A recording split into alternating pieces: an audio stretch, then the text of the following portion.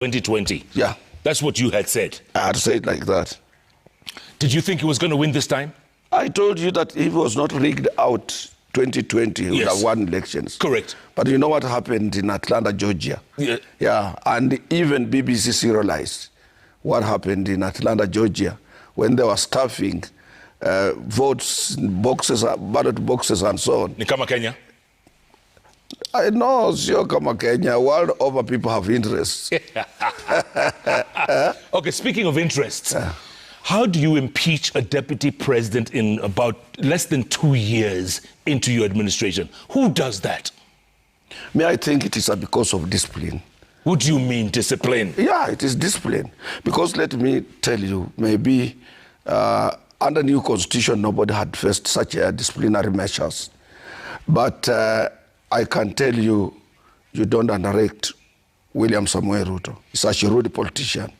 If you stand on his way, he will show you that he has support. Unlike other people, and he doesn't fear. Because if it were other politicians or past politicians, would have been afraid of the backlash, what will have to happen after the impeachment. Yeah. But to impeach him, yeah. I mean, I thought they were friends. I thought they got along, or they just had political interests. There is nothing like that in politics. Yeah. There's no politics is about interests. If we take care of our interests together, we contribute to it together, then you are safe and I'm safe. So what did Rigathi do wrong? I think he dug his own grave. Because talking of Mount Kenya all the time and creating more enemies as a deputy president, it was not a good way. And he hardly went to other places also, trying to bring Kenyans together, trying to show that he's a national leader. He was always talking about protecting the interests of Mulima. Yeah. How can you do like that? And he thought that maybe with Mulima and people from Mulima behind him, nobody can touch him. He misjudged a lot of things, he miscalculated a lot of things, and he played what we call political miscalculation of his own moves. Is he finished? I think so, because now with the impeachment and the way he will be out of politics, it is not easy to come back. Because even those people right now who are telling him, oh, you come and join us, they have their own interest. They might just use him for the purposes of getting maybe meager or any support from central Kenya, but eventually he will still be dumped away. Mulima is very restless right now, extremely restless. Yeah, but because of him, you know, let me tell you, Jeff, the Mulima politically, socially, and economically is very important to Kenyans. But you, as a leader, you don't put Mulima in a jeopardized position like what Rigathi has done. They are in business. They are friends all over. The Mulima people are everywhere in Kenya. And they need somebody who is a unifying factor, somebody who can bring them together, somebody who can bring them together with other communities of the Republic of Kenya. But if you use a language of isolation such as Rigathi, then you are putting your people in jeopardy. Saying, oh, now we will, recently I heard him and I said, why does he really have advisors? You know, there is no weak government. I've told you on this bench, Jeff, time and again, that there is no weak government. There isn't in the world. But for you to avoid and protect your people, you must have a talent, political talent of moving your people into the right direction. Because in this bunch of people, in this group of people, we have business community people, we have professionals, we have people who are in the government, we have people who are aspiring to be in government, we have people who have already done interview, we have people from Mulima in high positions. How do you protect them when you are causing a collision, a big collision with other members of other communities? Other communities will come together, and that is what used to happen during Moi's time. When did Mulima do it? You want to tell me Rigathi will have people more than Matiba, more than Rubia? People I saw by myself, if you can remember, when Matiba came to this country. Yes. And then formed his Ford Asili. You could think Moi will go the other day, but people came together and said, what is these people from Mulima saying? They want to show us that they have numbers? Let's come together now. You think he got too arrogant?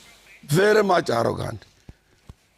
And he thought maybe if anything happened, Mulima would be behind him. Mulima, who was behind him when he was being impeached?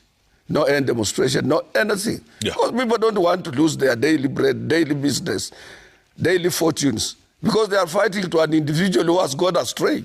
Yeah? That is the truth of the matter. But you know, they always said that Kindiki was the first choice in the first place. Absolutely Kindiki correct. was the first choice. Yeah. And then this man, you know, he You know, he's a Kifua man. Yeah, that's why I can sum up him as a Kifua man. Because if he had advisors, he wouldn't have gone that far. Yeah, and he would have also read about the past vice presidents we have had in this Republic of Kenya, even before the promulgation of this new constitution.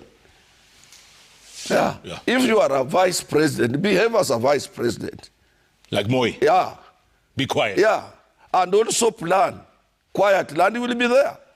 But if you play politics of confrontation, you know, when I dismissed Gachagua, it's when he had a press conference in Mombasa attacking the director of NSIS. Yes. I said, this man is not a thinker. You don't do that.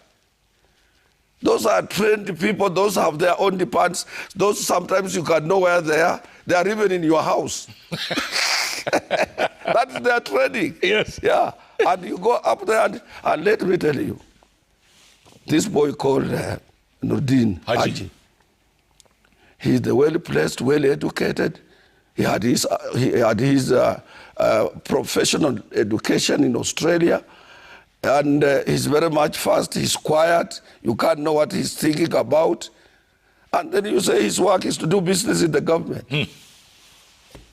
You think President William Ruto did not have advisors to pick him? That position is very sensitive. Before you pick somebody, you have got to be advised by the state. Yeah. And other people even outside the state.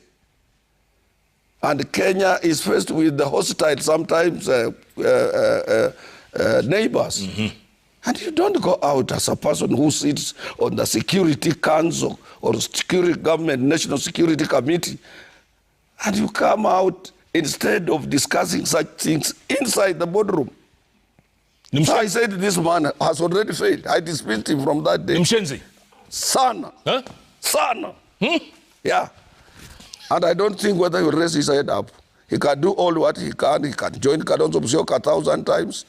But it will not be easy for him. It will be an uphill task for other people. So I'm telling Kenyans on a national television that please, if there is somebody, let him move closer to that brother of ours, yes, former vice deputy president, yes, and advise him to go slow, redress where he went wrong, yeah, think properly, have advisors, have a roadmap that is very calculative, yes, move quietly. And if it were me, I would have thanked the president for having given me those 2 years, supported me for those 2 years to be his deputy.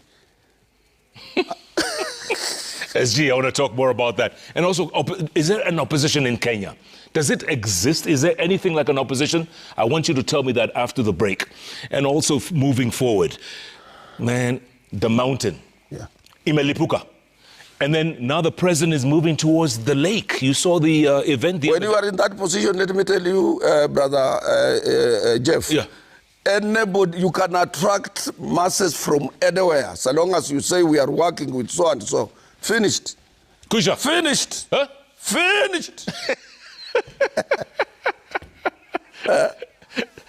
That is the truth of the matter. Yes. Yeah. Now the president can attract support from any corner of the Republic of Kenya. Yeah. But Northeastern is quiet. Very quiet. Western is quiet. Quiet. Yeah. Nyanza now is quiet. Yeah. Go, and then the Rift Valley, of course. Yes. Go to Coast is now quiet. Ah, yeah. And Baba, by the way, Baba. Atapata ile kazi? Tapata. Goja. Secretary General Kotu Francis Atwoli is in the house. You know, he doesn't hold anything back. He calls it like he sees it.